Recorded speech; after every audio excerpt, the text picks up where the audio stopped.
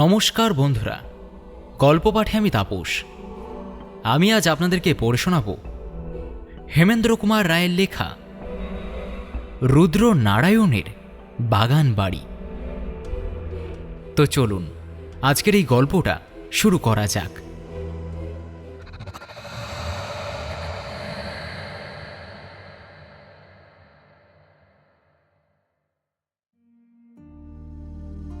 সময়ে সময়ে নাকি কেঁচো খুঁড়তে সাপ বেরিয়ে পড়ে। আমারও একদিন ওই দশা হয়েছিল।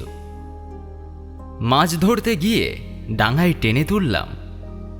না থাক, ঘটনাটা গোড়া থেকেই বলা ভালো। আমার কাছে মাছ ধরতে যাওয়া হচ্ছে একটা নেশার মতো। মাছ পেলে তো কথাই নেই, কিন্তু মাছ না পেলেও আমার আনন্দ ম্লান হয় না। সারা বেলা মেঘমেদুর আকাশের তলায়, নীল সরোবরের পাশে, গাছের সবুজে সবুজে আলো ছায়ার ঝিলিমিলি দেখতে দেখতে, বাতাসের গান শুনতে শুনতে আমার বড় মিষ্টি লাগে। তাই কোথাও কোনো পুকুরের খবর পেলেই ছিপ কাঁধে করে ছুটি। সন্তোষ খবর দিল তাদের দেশে এক পুকুর আছে, যার জলে 50 বছরের মধ্যে ছিপ পড়েনি এবং মাছ আছে হাজার হাজার। আমি বললাম, এমন আশ্চর্য পুকুরের কথা তো কখনো শুনিনি। পুকুরের অধিকারী গোরা বৈষ্ণব বুঝি? সন্তোষ বলল, ঠিক উল্টো, তারা গোরা শাক্ত। তবে ছিপের এমন অপমান কেন? মুর্শিদাবাদের সাগরদিঘির নাম শুনেছ তো? রাজা মহিপালের সাগরদিঘি? হ্যাঁ, 1 মাইল ব্যাপী বিরাট সেই দিঘি। তার বয়স 70 বছর। তাতে মাছ আছে হয়তো লক্ষ লক্ষ, কিন্তু স্থানীয় লোকেরা ভয়ে সেখানে মাছ ধরে না। এমনকি তার জল পর্যন্ত ব্যবহার করতে চায় না। অথচ কি যে সেই ভয়, কেউ তা জানে না। বিভীষিকা যেখানে অজ্ঞাত, মানুষের আতঙ্ক সেখানেই হয় বেশি। তোমাদের দেশের পুকুরটাও ওই জাতীয় নাকি? সন্তোষ সোজাসুজি জবাব না দিয়ে বলল, আমাদের গ্রামের বর্তমান জমিদারের পিতামহের নাম ছিল রাজা রুদ্রনারায়ণ। লোকের বসতি থেকে অনেক দূরে তার একখানা বাগান বাড়ি ছিল। তিনি প্রায় সেখানে বাস করতেন। 50 বছর আগে সেই বাড়ির একটা ঘর থেকে হঠাৎ একদিন তার মুন্ডুহীন মৃতদেহ পাওয়া যায়। আসল ব্যাপারটা প্রকাশ পায়নি, তবে কেউ যে তাকে খুন করে তার মুন্ডু কেটে নিয়ে পালিয়েছিল, এতদিন পরেও এইটুকু আমরা অনুমান করতে পারি। সন্তোষ এই পর্যন্ত বলে থামল। আমি মনে মনে ভাবতে লাগলাম, রাজা রুদ্রনারায়ণের হত্যাকাণ্ডর সঙ্গে পুকুরের ওই রুই কাতলার সম্পর্ক কি? সন্তোষ আবার মুখ খুলল, বলল, সেই সময় থেকেই ও বাগানে কেউ বাস করে না, তার পুকুরে কেউ মাছ ধরে না। তবে বাগান সংলগ্ন 2টি মন্দিরে জমিদারের ঠাকুর আছেন। আজও তাদের পুজো হয়, আর সেই জন্যই বাগান, পুকুর আর বাড়িখানি সংস্কারের অভাবে নষ্ট হয়ে যায়নি। কিন্তু মন্দিরের পূজারীরাও সন্ধ্যা পুজোর পর সেখানে আর থাকে না, তাড়াতাড়ি গ্রামে ফিরে, অর্থাৎ পালিয়ে আসেন। আমি জিজ্ঞাসা করলাম, ওখানে অপদেবতার ভয়টয় আছে নাকি? তাও ঠিক জানি না। এ বিষয় নিয়ে আলোচনা করতে জমিদারের নিষেধ আছে। গ্রামের লোক নানা রকম কানাঘুষো করে বটে। আমি সেসবে কানও পাতি না, বিশ্বাসও করি না।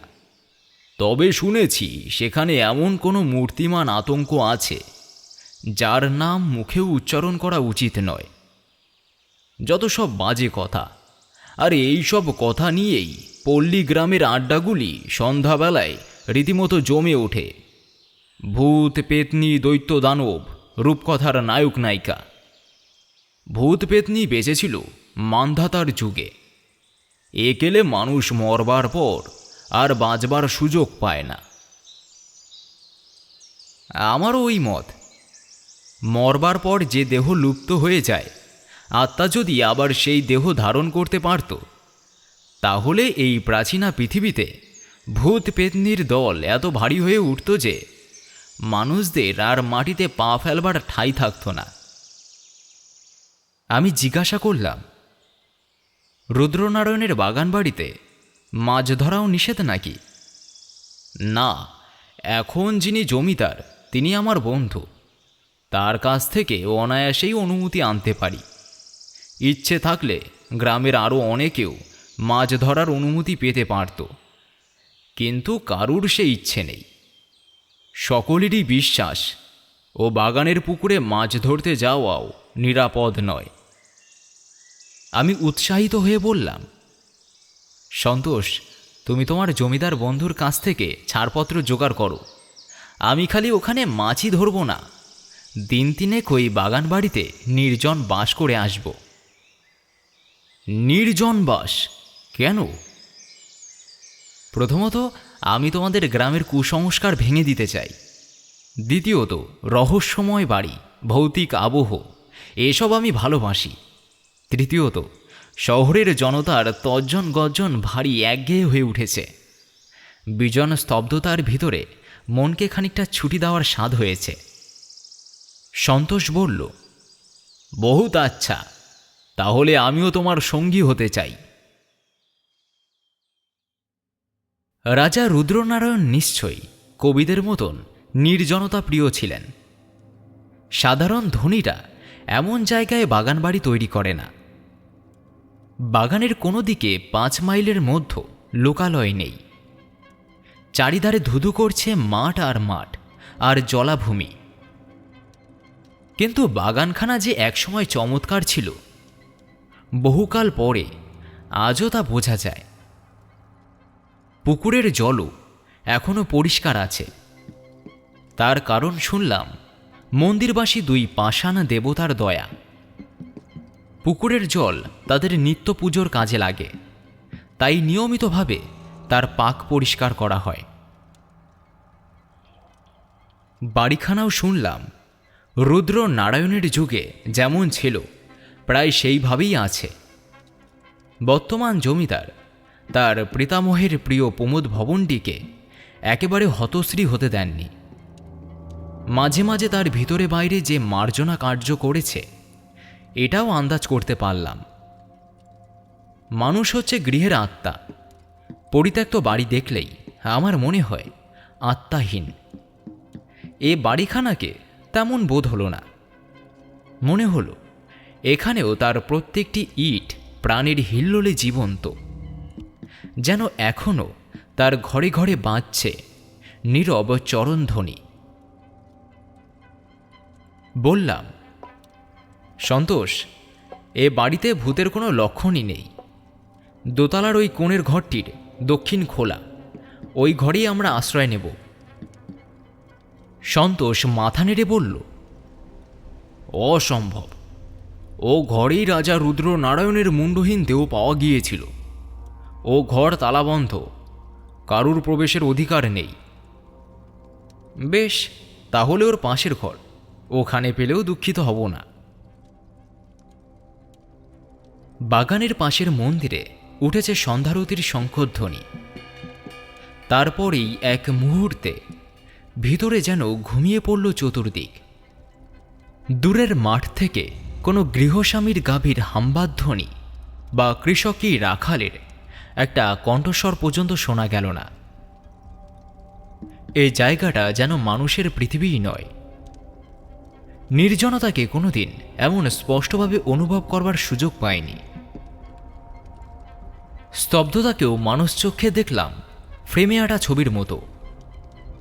মাঝখানে রয়েছে যেমন মৌনতার রেখা লেখা, আর তারই চারিদিক ঘিরে শব্দময় অদৃশ্য ফ্রেমের মতন পাখিদের সন্ধ্যার কাকলি, তরুকুঞ্জের পত্র মর্মর, বাতাসের দীর্ঘশ্বাস, ঝিল্লিদের ঐকাতন। সুন্দর। গাড়ি বারান্দার ওপারে একলা দাঁড়িয়ে আছে। সন্তোষ গিয়েছে রাত্রের নিদ্রার বন্দোবস্ত করতে। মন্দিরের ভিতর থেকে 3 জন লোক বেরিয়ে এলো। একজনকে দেখেই বুঝলাম পূজারী। তারা হনহন করে চলে যাচ্ছিল। হঠাৎ আমাকে দেখেই গাড়ি বারান্দার সামনে থমকে দাঁড়িয়ে পড়ল।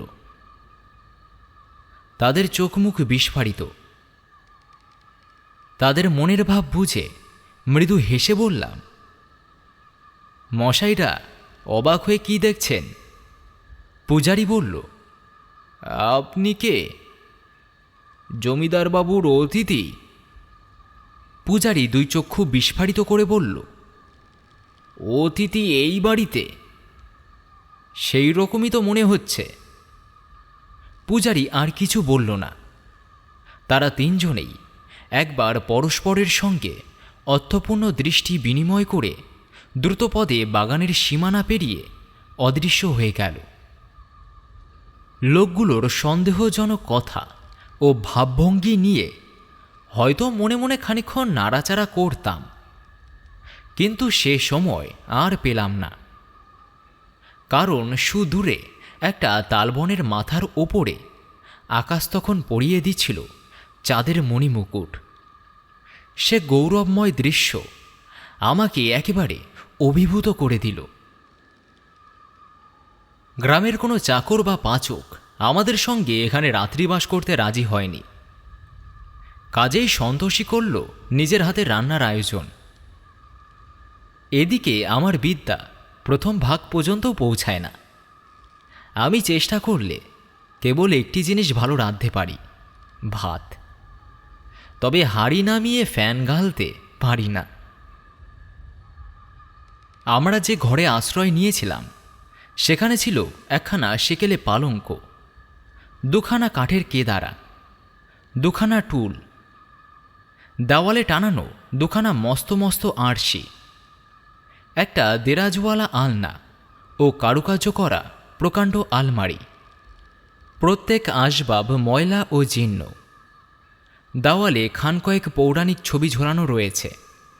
সবগুলোই সেকেলের বিখ্যাত চোরাবাগান আর্ট স্টুডিওর লিথোগ্রাফ।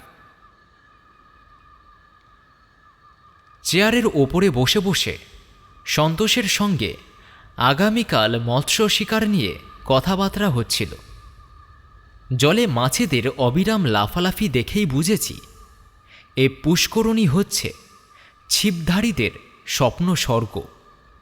বড়শির সঙ্গে সাংঘাতিক পরিচয় হয়েছে। এখানে এমন ঘাগি মাছের অভাব। ফেলো টোপ, তোলো মাছ। কালকের ব্যাপার যে এই হবে এ সম্বন্ধে আমার একটুও সন্দেহ নেই।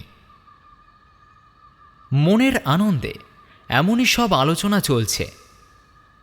এমন সময় নিজের হাতঘড়ির দিকে তাকিয়ে সন্তোষ বলে উঠল, রাত 12:30 বেজে 2 মিনিট। বললাম, তাই নাকি? তাহলে নিদ্রা দেবীর আরাধনা করবার আগে আরও একবার আকাশের চাঁদ মুখ দেখে আসি। ওঠবার উপক্রম করছি। হঠাৎ পাশের ঘরে হলো একটা অভাবিত শব্দ। মেঝের ওপর দিয়ে হরহর করে কে যেন একখানা ভারী চেয়ার টেনে ও ঘরের এদিক থেকে ওদিক পর্যন্ত নিয়ে গেল। ও ঘর মানে রাজা রুদ্র নারায়ণের তালাবন্ধ ঘর, যার মধ্যে কারুর ঢুকবার হুকুম নেই। সন্তোষ এক লাফে দাঁড়িয়ে উঠল। আমি বললাম, তুমি বললে এ বাড়িতে আর কেউ থাকে না, তবে এ ঘরে অমন শব্দ চেয়ার টানল কে? হতভম্ব সন্তোষ কোনো জবাব দেওয়ার আগেই বাইরে কোথাও ধর্মর করে একটা দরজা খোলার আওয়াজ হল। আধ মিনিট পরেই শোনা গেল সিঁড়ির ওপর দিয়ে কে যেন দুমদুম করে অত্যন্ত ভারী পা ফেলে নিচের দিকে নেমে যাচ্ছে। শব্দ খুব উচ্চ ও পাগুলো ভারী বটে, কিন্তু মনে হলো যে নেমে গেল সে মাতাল আর অন্ধ। কারণ আওয়াজ শুনলেই বোঝা যায় সে পা ফেলছে দ্বিধা ভরে ও বিশৃঙ্খলভাবে। সন্তোষ বলল, খালি বাড়ি পেয়ে নিশ্চয়ই এখানে কোনো বদমাইশ এসে বাসা বেঁধেছে, চলো দেখে আসি। এরপরেই সমস্ত ঘটনা ঘটল ঠিক বায়োস্কোপের ছবির মতোই দ্রুত। ঘরের কোণ থেকে আমার মোটা লাঠিগাছা তুলে নিয়ে সন্তোষের সঙ্গে আমি তাড়াতাড়ি বেরিয়ে পড়লাম। নিচে নেমে গিয়ে দেখি বাড়ির সদর দরজা খোলা, অথচ এ দরজা আমি আজ নিজের হাতেই বন্ধ করে তবে ওপরে গিয়েছি। কিন্তু বাগানে বেরিয়ে দেখি কেউ কোথাও নেই। কাছাকাছি একটা কোনো ঝোপঝাড়ও দেখলাম না, যার ভিতরে বা আড়ালে কেউ লুকিয়ে থাকতে পারে।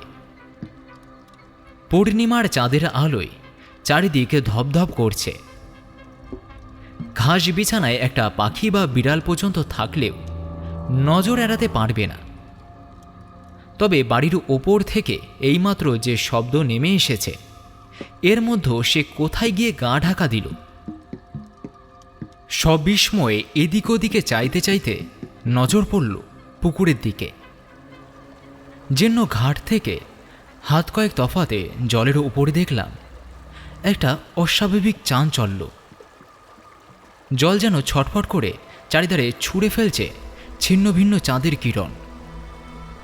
কোনো মস্ত মাছও ঘাই মেরে জলমন তোলপাড় করে তুলতে পারে না। পুকুরের বুকে ক্রমেই বৃহত্তর হয়ে চারিদিকে ছড়িয়ে পড়ছে জ্যোৎস্নামাখা জলচক্রের পর জলচক্র। সন্তোষও দেখতে পেল। দুজনেই ছুটে ভাঙা ঘাটের ওপরে গিয়ে দাঁড়ালাম। প্রথমটা আর কিছুই দেখতে পেলাম না। তারপর আচম্বিতে ভেসে উঠল মানুষের দুখানা হাত, যেন কোনো জলমগ্ন লোক তলিয়ে যাওয়ার আগে অসহায়ভাবে দু হাত ওপরে তুলে প্রাণ বাঁচাবার ব্যর্থ চেষ্টা করছে। দ্রুতপদে ঘাট দিয়ে নেমে গেলাম জলের ভিতরে। ক্রমেই আমার বুকের উপরে জল উঠল। আমি সাঁতার জানি না, আমার পক্ষে এর বেশি এগিয়ে যাওয়া অসম্ভব। ব্যাকুল হাত দুখানা জেগে আছে তখনও জলের উপরে, যেন তারা কোনো অবলম্বন খুঁজছে। হাত দুখানা হঠাৎ একবার অদৃশ্য হল। ভাবলাম লোকটা বোধহয় একেবারেই তলিয়ে গেল।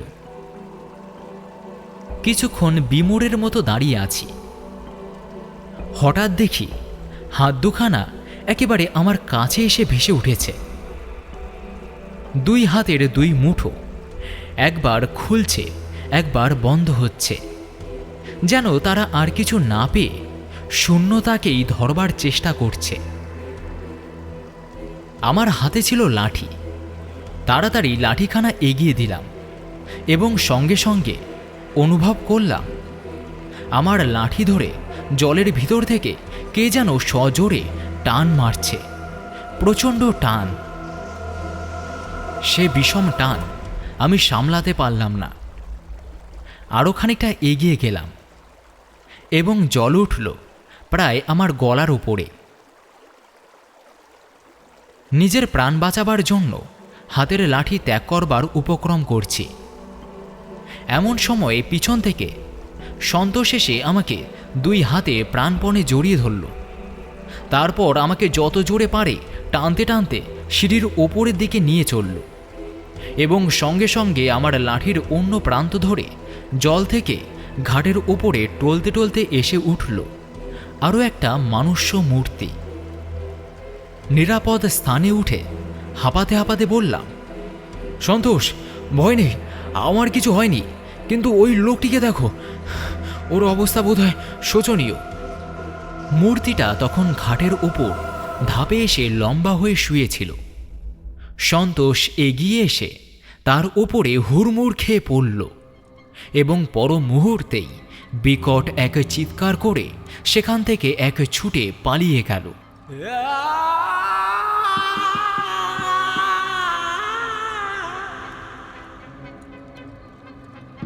সেরকম প্রচণ্ড চিৎকার জীবনে আমি কখনো শুনিনি।